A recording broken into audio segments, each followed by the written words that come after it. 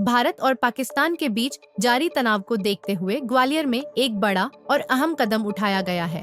अब एयरफोर्स और जिला प्रशासन के बीच सीधी और तेज कम्युनिकेशन के लिए हॉटलाइन सिस्टम तैयार कर लिया गया है। ग्वालियर कलेक्टर रुचिका चौहान ने जानकारी दी है कि BSNL की मदद से यह हॉटलाइन कम्युनिकेशन सिस्टम बनाया गया है, जिससे अब एयरफोर्स स्टेशन, महाराजपुरा और जिला प्रशासन के control command centre, police control room को सीधे जोड़ा गया है। पीठ में चोट लगने पर पिगीबैक मेथड के थ्रू उसको सुरक्षित स्थान तक ले जाया जाता है।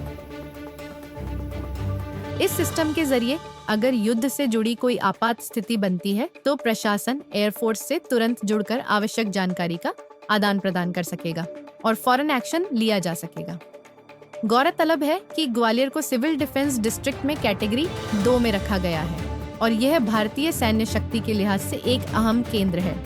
ऐसे में यह हॉटलाइन सिस्टम भविष्य की आपातकालीन स्थितियों में ग्वालियर को और मजबूत बनाएगा। सिविल डिफेंस वॉलंटियर्स को तैयार करना और सिविल सोसाइटी तक अवेयरनेस फैलाना, ये सिविल डिफेंस की जो एक्ट है उसके तहत ये कार्रवाइयाँ होती है।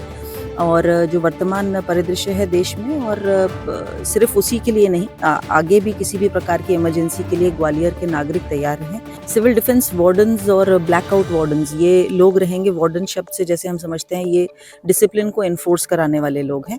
तो ब्लैकआउट के जो ड्रिल्स हम लोगों ने अभी किए, कभी वास्तविक रूप से हमको यदि इसको करना पड़ता है तो सायरन बजने के बाद में आपके क्षेत्र में, आपकी कॉलोनी में किस प्रकार से कार्रवाई होना, पहला हमारा काम रहेगा हम सब लोगों तक अपने संदेश को पहुंचा सके।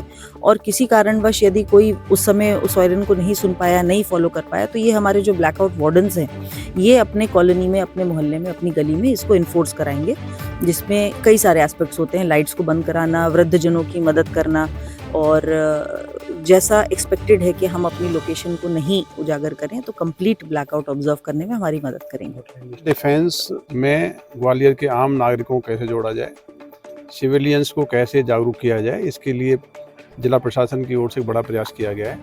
जिले की जो सुरक्षा समिति है उसके सदस्य, आम नागरिकगण, जनप्रतिनिधि, प्रशासन के सभी विभागों के अधिकारीगण, इन्होंने मिलकर यहाँ एक कार्यशाला आयोजित की है। कार्यशाला में सिविल डिफेंस के विभिन्न पहलुओं पर जो विषम परिस्थितियाँ बनती हैं, जो उस प्रकार की सिचुएशन को कैसे डील करेंगे, कौन कौन सी एजेंसी किस प्रकार से काम करेगी, और सबसे बड़ी चीज़ ये है कि ऐसे आपातकालीन स्थितियों में हमारी सिविल सोसाइटी से क्या अपेक्षाएं हैं, सिविल सोसाइटी को नीचे तक जागरूक करना, जो हमारे सिविल डिफेंस वॉलंटियर्स हैं उनको इसमें एंगेज करना।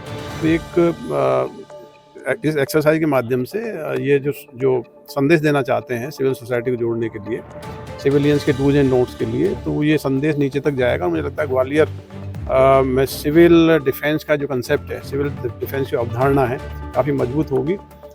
विगत दिनों जो एक्सरसाइज की गई, मॉक ड्रिल्स की गई, उसमें भी सिविल सोसाइटी का बहुत ही सकारात्मक सहयोग प्रशासन को मिला है। इन एक्सरसाइज के माध्यम से, वर्कशॉप के माध्यम से सिविल सोसाइटी को और भी हम लोग जोड़ेंगे, जिससे एक मजबूत सिविल डिफेंस का तंत्र हम लोग ग्वालियर में स्थापित कर सकें।